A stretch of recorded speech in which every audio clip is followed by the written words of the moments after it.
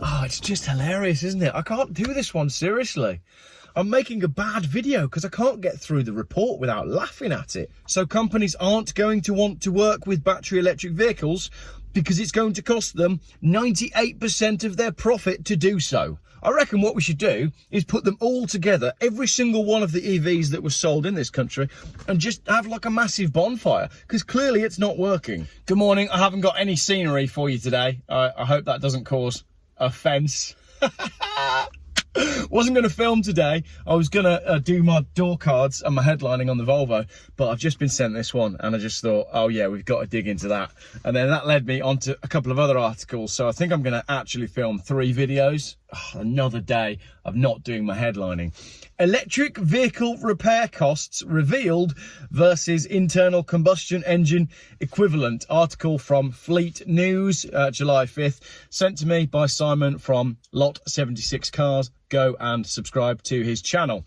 The cost differences between repairing an electric vehicle versus an internal combustion engine have been highlighted in a new report. Research published by Thatcham Research and funded by the government's innovation agency, Innovate UK, highlights the technical and practical differences between battery electric vehicles and internal combustion engine vehicle insurance claims. So we're talking about what happens when a car is crashed, damaged in an accident, electric cars, battery electric hybrid cars versus normal cars.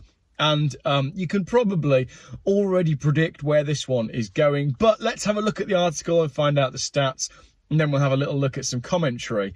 Due to the nature of the industry, battery electric vehicle incident claims are 25% more expensive than their internal combustion equivalents and can take 14% longer. So if you have a crash in your battery electric car, the resultant claim is going to be 25% more expensive than with a normal car, and it's going to take 14% longer. So your insurance premium is going to be impacted by the size of the claim, and you're going to be without your car for longer. Road collisions involving an EV can be catastrophic for the vehicle as understanding and competence in rectifying the damage continues to develop. Basically, because most companies don't really know what to do with the electric car. That's pretty much what this report is saying. The whole report sort of skirts around and uses nice words, but what it basically says is the industry just isn't equipped to deal with electric vehicles for repairs. The most significant challenges identified by the report originate from the high voltage battery. So basically the battery is the problem. The battery represents a substantial percentage of the original value of the vehicle. So the battery is why the car is so expensive in the first place. Cool, it'd be really bad then, wouldn't it, if the depreciation on electric vehicles was like absolutely horrendous. That's my next video. I've got some more on that one. So the report goes on to say the cost of the batteries varies widely from £29,500 down to the low end at £14,200. The depreciation curve of battery cost versus used value shows that, says the report, shows that the cost of a replacement battery is more than the used price of the vehicle after only 1 year. That is absolutely insane. So what this means is if you buy an electric car and have a crash in the first 12 months, it's quite likely that the car is going to be written off because they don't want to deal with the battery and the costs of it and all of that. But if it's more than a year old, then it's extremely likely that it's going to be written off, like 99.9%. How wasteful is that? Like with these old cars, you know, you just knock a panel in, you repair a little bit, you put it back on the road. Maybe it comes out as a Cat C or D or N or S or whatever it is these days. But the car lives on. But with these modern ones that we're being sold to save the planet, you have to get a new car. A whole new car with a whole new electric battery, which can't be recycled. Because he says here, the lack of awareness means many EVs are often deemed irreparable, leading to premature write-off. So as I said, people don't know what to do with the EVs, and it's easier to just go, yeah, we'll write that one off and pay out and scrap the car than it is to actually try and do anything with it. Because of the high battery cost and the lack of value, the UK ecosystem can recover from them. And I've written there, can't be recycled. So all those EV evangelists that are on my videos saying, oh, electric cars last for X amount of thousand miles. Oh, the batteries can be recycled. Oh, electric cars this, electric cars that. This report from UK insurance companies actually says they're written off too soon and the value can't be pulled out of them anyway. Of course, the next bit on that is this is going to massively impact insurance premiums. Let's get to the end, but it gets even better because there's also other considerations for battery electric vehicle repairability. So let's say your battery electric vehicle has been in a crash and it gets recovered back to the yard at the insurance company whilst they work out whether to repair it or just pay you off and send you on your way to go and buy a new electric car. Government guidelines state that due to fire risk, damaged EVs awaiting repair should be stored in an outside quarantine area at a safe distance of 15 metres from other nearby objects. It's not even 15 metres to that fence. It's nowhere near 15 metres. Let me go over there and see.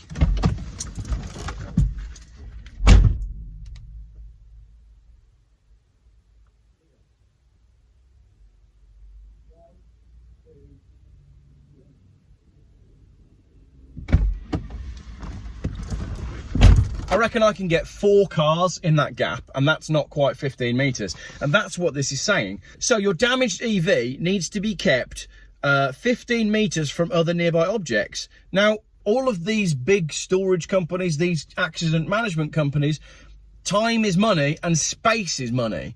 So they're not going to take in an EV for repair if it's going to take up more space than a normal car will, because that's money. That's how it works. As such, an outside storage space with capacity for 100 normal cars, like my Volvo, would allow for the safe quarantine of just 2 EVs, representing a potential 98% reduction in repair capacity. And I can add 98% reduction in your revenue and therefore your profit. So companies aren't going to want to work with battery electric vehicles because it's going to cost them 98% of their profit to do so. Excellent. Well done, everybody, for coming up with this one to save the planet with electric cars. It's absolutely genius. If the vehicle cannot be safely stored at the repair centre, there will be further costs associated with transportation to and from an alternative location. Storage at an alternative location, along with a longer duration of hire vehicle. So all of these broken, damaged EVs are going to be parked on disused airports, socially distanced from each other, so if one catches fire, they don't all catch fire. I reckon what we should do is put them all together, every single one of the EVs that was sold in this country, and just have like a massive bonfire, because clearly it's not working. The report goes on to say, well, Mr. Watson, actually, not Watson from Sherlock Holmes, but I mean, he might as well be a detective. Look at this. The storage issue, the 15-metre issue, could result in a measurable rise in associated claim cost and duration, negatively impacting on the EV ownership experience. So the fact... All right, do I need to explain that?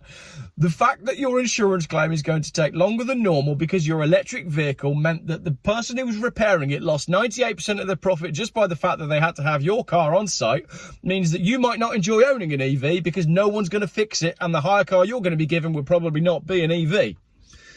This presumed rise in cost is a result of just one element of electric vehicle claims: process flow. However, there are many other factors which may also result in further insurance premium costs due to the differing processes that follow a battery electric vehicle collision. They don't know, basically. They don't know. If there's a crash and it's an EV on the motorway, everybody just panics and nobody wants to deal with the car, and then eventually you get paid out. And the insurance company are basically hoping that you don't go and buy another EV.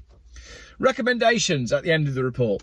It's important to reiterate that most, if not all, of the outcomes highlighted by the report could be avoided with the right solutions in place, said Dr. Watson. He's not a Dr. Watson, Mr. Watson.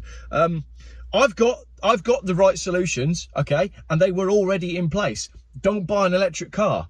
That way, you don't need to do all of the other stuff, because the report then goes on to say, Mr. Chris Payne, head of networks at engineering at LV General Insurance, which supported the research with motor insurance claims modelling, said, "We're working hard to find solutions to some of the current challenges around EVs. This includes upskilling the next generation of technicians and redesigning and developing our new and existing repair sites.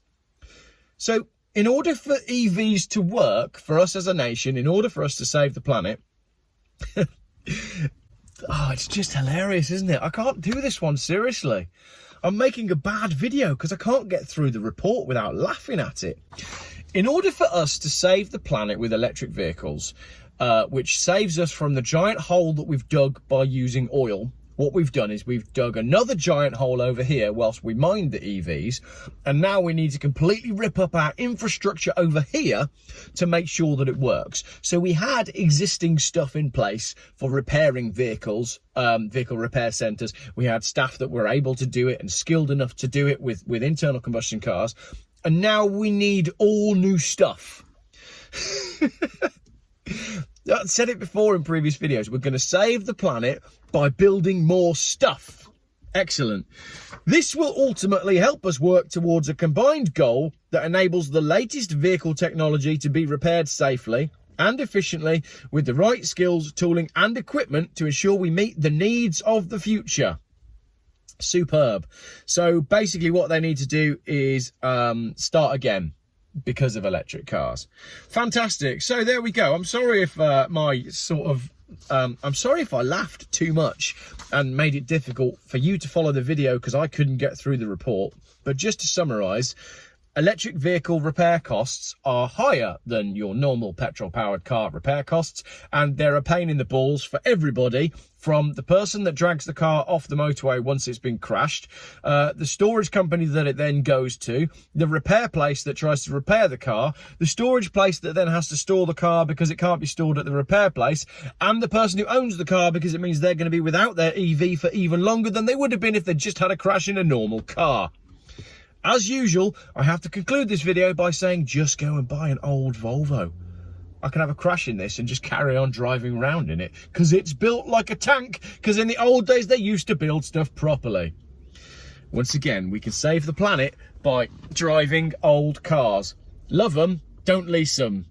These mugs are now available on the... That was a long advert, wasn't it? 14 minutes for an advert for a mug. Save the planet, drive old cars. Love them, don't lease them. GeoffBuysCars.com, I think they're 20 quid, but that's because they've got free postage and they come full of stickers, Geoff Buys Cars stickers. Knock yourself out, go and order one. Don't order an EV.